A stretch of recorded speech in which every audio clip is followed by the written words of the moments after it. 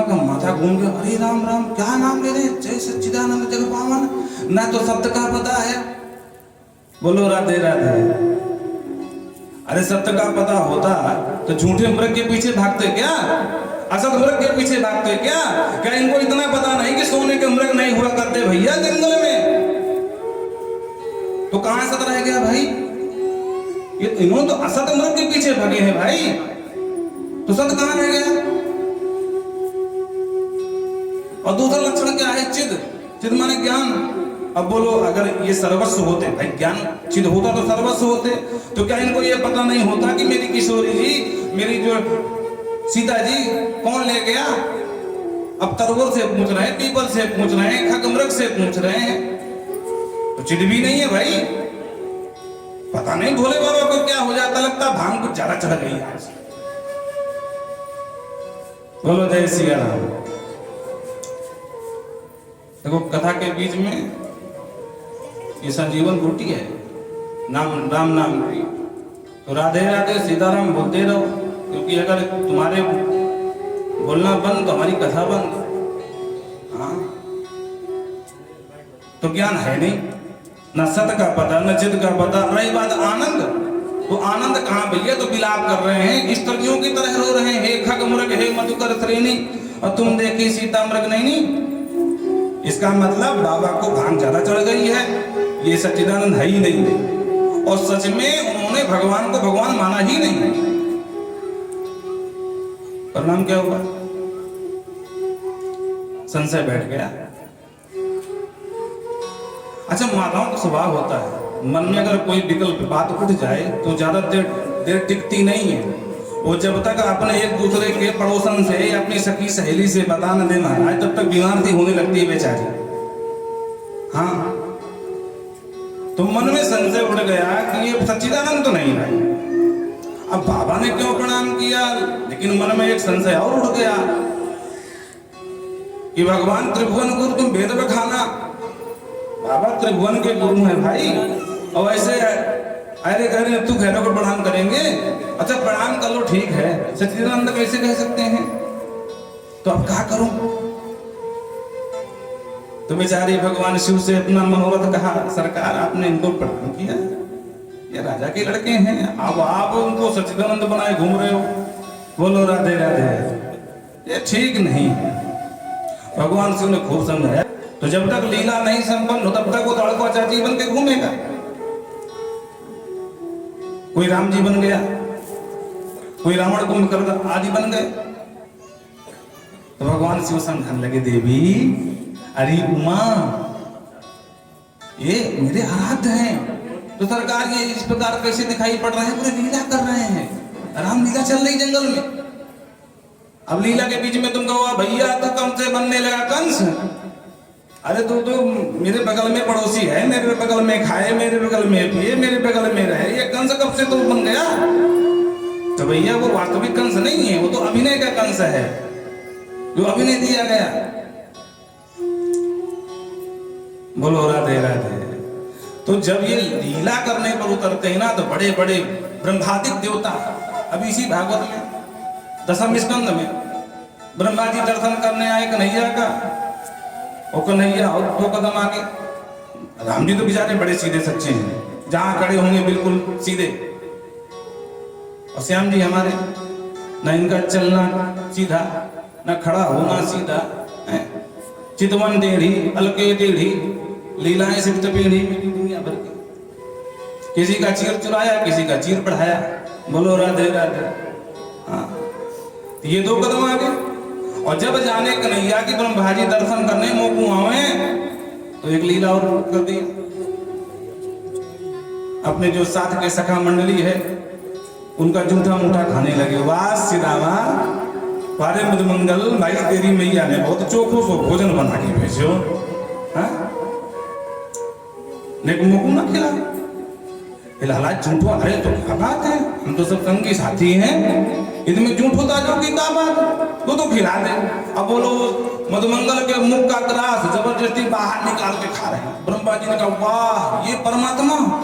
अरे भगवान को बड़ी बड़ी वेद स्तुतियों से आवाहन किया जाता है, और ये जूठा मूठा खा रहा है, ये तो भगवान हो ही नहीं सकता।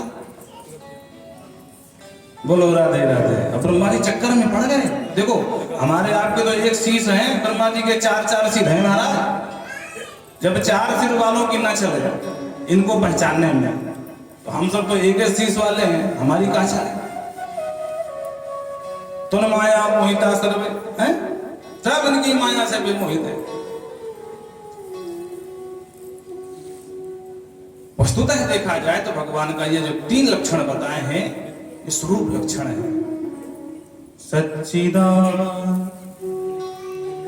सच्चिदानंद कहकर पुकारा और आगे फिर बताया तटस्थ लक्षण। भगवान करते क्या है? बोले विश्वोत्पत्त्यादि हेतवे, जो विश्व की उत्पत्ति, पालन और संग्रहण के जो मूल हेतु। अच्छा, इनको प्रणाम करने से लाभ क्या है? बोले तापत्रय विनाशाय, जो 3 प्रकार के ताप है ना, प्राय सभी के जीवन में ताप, और ताप हमारे जो पापों का फल है, प्रतिफल, वही संताप बन के ताप करता है। होता ही कि देवी के भौतिक तापा, राम राज का हुई नहीं व्यापार।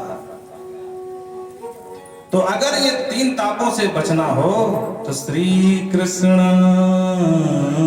वयं नमः। अकेले कन्हैया को प्रणाम नहीं किया, श्री जी के साथ, श्री किशोरी जी के साथ प्रणाम किया महाराज। बोलो राधे राधे।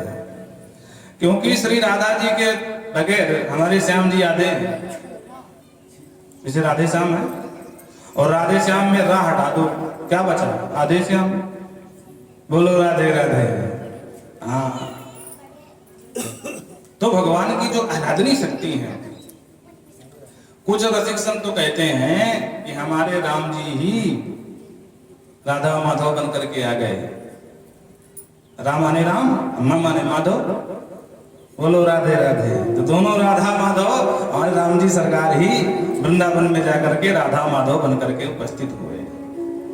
एक ज्योतिर्भवेत्, एक ही ज्योति 2 रूप में परिनिष्ठित हो गई और 2 रूप में परिलक्षित होने लगी। देखा जाए तो दोनों में कोई अंतर नहीं है। जो राधा जी हैं वही माधव हैं, जो माधव हैं वही श्री राधा जी हैं। बोल रहा से श्री मैया। तो प्रथम श्लोक में सबसे पहले इस ग्रंथ के आराध्य का वंदन किया, और द्वितीय श्लोक में इस ग्रंथ के जो मुख्य वक्ता है श्री सुखदेव प्रभु, उनका नमन किया है, उनको वंदन स्वीकार किया है। यम पप्रजंत मनुपेतमुपेत कृत्यम द्वैपायनो विरह कातरया जुहावे पुत्रेति तन्मयतया तरवोभिनेदु तम सर्वभूत हृदयं मुनिमानतोऽस्मि।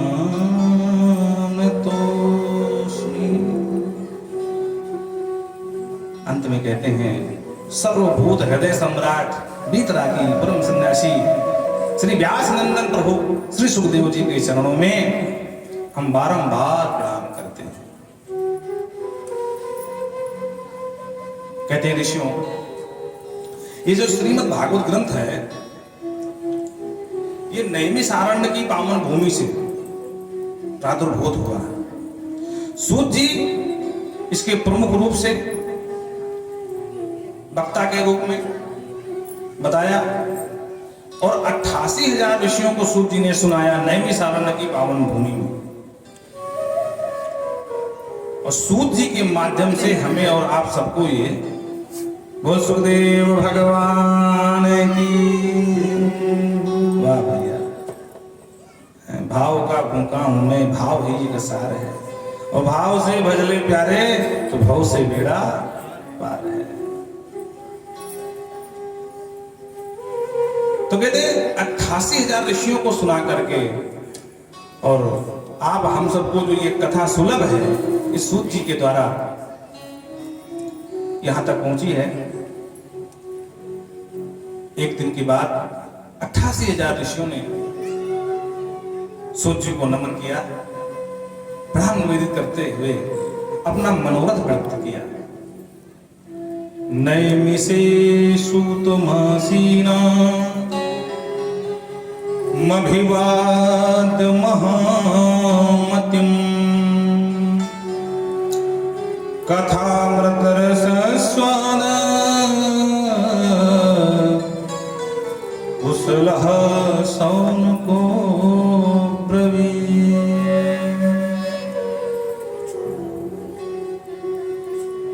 सौनक जी प्रधान श्रोता के रूप में हैं और सौनक जी का परिचय दिया। क्या परिचय सौनक जी का? बोले कथा मृत रस स्वाद कुशला है। देखो श्रोता की निपुणता क्या है, उसकी विशेषता क्या है?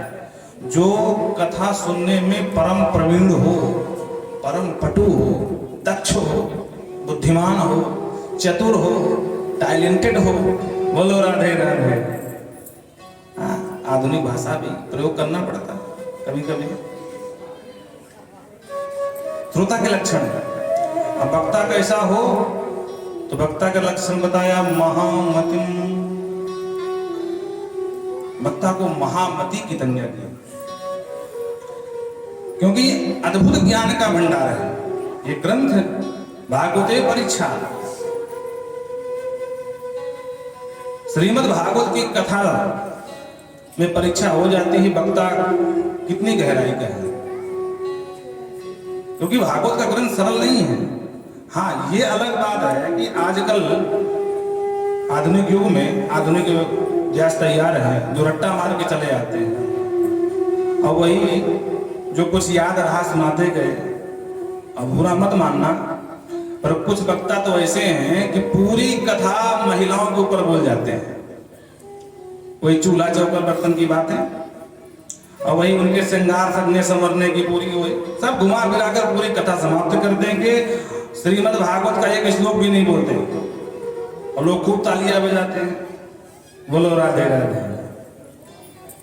किसी कवि ने कहा था, जो एक पल न जिए इंसान की तरह, जो एक पल न जिए इंसान की तरह, वो आजकल पूज रहे भगवान की तरह।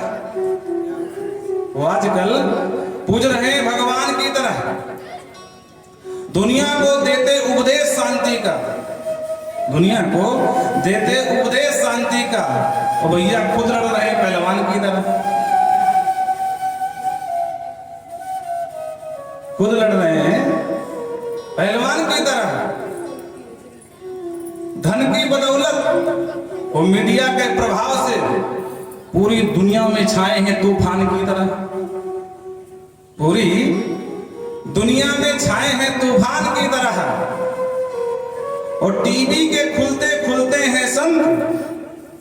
टीवी मतलब टेलीविजन। सुबह लगाओ न्यूज तो महाराज एक से कांड सुनाई देते हैं। बोलो राधे राधे। टीवी के खुलते हैं दुकान के सामान की तरह। टीवी के खुलते ही खुलते हैं दुकान के सामान की तरह। जो एक पल न जिए इंसान की तरह, वो आजकल पूज रहे हैं भगवान की तरह। बोलो राधे राधे। तो ये साधारणतः ज्ञानखंड नहीं है, इसका एक नाम है ज्ञान यज्ञ। अच्छे अच्छे वक्ता की बुद्धि चकरा जाती है। बोलो राधे राधे।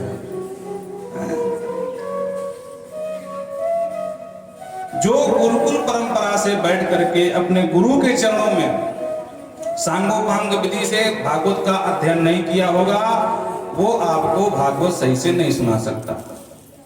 बोलो जय श्री राम।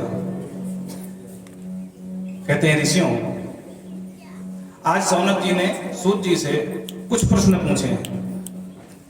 हे प्रभु, अज्ञान ध्वांत विध्वंस सूर्यकोटि समप्रभा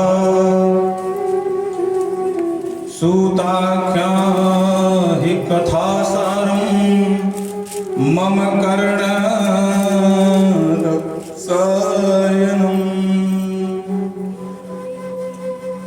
सोनू जी हाथ जोड़ते हैं और कहते हैं, हे प्रभु सूची महाराज, आपके पास तो करोड़ों सूर्य के समान ज्ञान का भंडार है। हम सब ऋषियों के जीवन में अंधकार ही अंधकार है, तो जरा अपना वो ज्ञान की किरणें बिखेरिए हम सबके जीवन में, ताकि हमारा अंधकार दूर हो सके। हमें आप ये बताइए कि भक्ति ज्ञान को बढ़ाने वाला सा कौन सा उपाय है जो भक्ति ज्ञान वैराग को बढ़ा दे, जो सचला भक्ति उसको अचला भक्ति में परिवर्तित कर दे। सचला भक्ति समझते हैं कि नहीं? सचला माने जिसके पैर हो, और अचला माने जिसके पैर ही ना हो। बोलो राधे राधे। अब जो तुम्हारे पैर है, यहां आकर के कथा सुन रहे हो, जब मन उठ चले जाओ। वो कदाचित किसी के पैर न हो, उठा करके बैठा दिया जाए, तो फिर क्या होगा? जब तक कोई दूसरा नहीं आएगा आपको लेने, तब तक आप जा नहीं सकते। यही है सचला और अचला। हम लोगों के जीवन भक्ति का तो वृद्धि होती है, जैसे भागवत सुन रहे हैं और शाम को भक्ति उमड़ेगी, वाह भैया भागवत में तो बड़ी अच्छी बात सुनाई गई, ये नहीं करना चाहिए, वो नहीं करना चाहिए। कितने दिन के लिए? 7 दिन की भागवत, 7 दिन और जोड़ लो बस। उसके बाद जैसे दिन व्यतीत हुए, भागवत समाप्ति के 7वां दिन नहीं बीता कि धीरे धीरे भक्ति अब जाने लगी, क्योंकि पैर वाली है बेचारी। भागवत में सुना कि भाई सुबह जगना चाहिए, ये करना चाहिए भगवान के शास्त्रों के अनुसार। 2-4 दिन नियम किए, उसके बाद जैसे धीरे धीरे कथा के दिन पूरे हुए तो भक्ति के पैर है ना वो जा रहे हैं। जगना थोड़ा विलंब कर दिए, नहाना धोना विलंब कर दिए सब। तो कहते हैं शाश्वत भक्ति प्रदान करो, अचला भक्ति प्रदान करो। बार बार बर मांगूं हरस देहु श्री रंग, और पद सरोज पायनी भक्ति सदा सतसंग। भगवान शिव कहते हैं मानस में, बाबा शिव राम जी महाराज से, बार बार बर मांगो हरस देहु श्री रंग, और पद सरोज अनपायनी। अनपायनी माने बिना पैर वाली, अनपायनी भक्ति मांग रहे हैं कि एक बार आ जाए तो जो नियम लग जाए वो नियम अंतिम श्वास तक चला जाए। फिर ये नहीं कि कथा सुनी एकदम भक्ति चढ़ गई महाराज खोपड़ी पर, भूत सवार भक्ति का। महाराज जी ने 4 बताया, वो श्रीमान जी ने 3 बजे स्नान कर लिया और पहुंच गया काली मैया के मंदिर। हे माँ जय अम्बे गौरी, श्यामा गौरी, आरती उतार रहा बेचारा। 2-4 दिन किया, उसके बाद अरे बोले कौन सुबह से ठंडी बढ़ रही है, कम करो। तो 3 की जगह में 4 में आया, 4 की जगह में 5 में आया, 5 की जगह महाराज दोपहर 12 बजे कर दी। ऐसे ही होता है। जब भक्ति पैर वाली है तो टिकेगी थोड़ी ना, चली गई। इसलिए भगवान शिव कहते हैं कि पद सरोज, अपने चरण की धूली दो। सरोज माने धूल। और अनपायनी भक्ति 3 चीज मांगी है, सदा सत्संग। बोलो राधे राधे। जैसे फसल को उपजाऊ बनाने के लिए खाद पानी की आवश्यकता होती है ना, जैसे गेहूं बोया है, वो खाद पानी न मिले तो फसल होगी पर वो उतनी मात्रा में नहीं होगी जो खाद पानी के बाद होती है। तो सीधी सी बात है, और पानी न पावे अपना फसल तो सूख जाएगी, होगी ही नहीं। उसी प्रकार भक्ति की खेती में खाद पानी का काम क्या करते हैं? बोले भक्ति सदा सत्संग, और बिन सत्संग विवेक न होई। बिन सत्संग विवेक न होई। बिन सत्संग विवेक न होई। बिन सत्संग विवेक न होई। राम कृपा सुलभ न होई।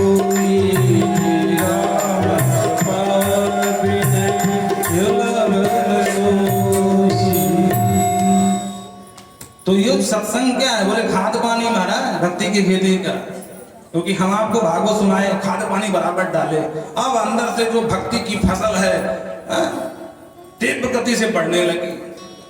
और उसके बाद जैसे हम यहाँ से निकले तो 2-4 बकरियां, समझ लो, बोलो राधे राधे, जो नास्तिक बकरियां होती हैं।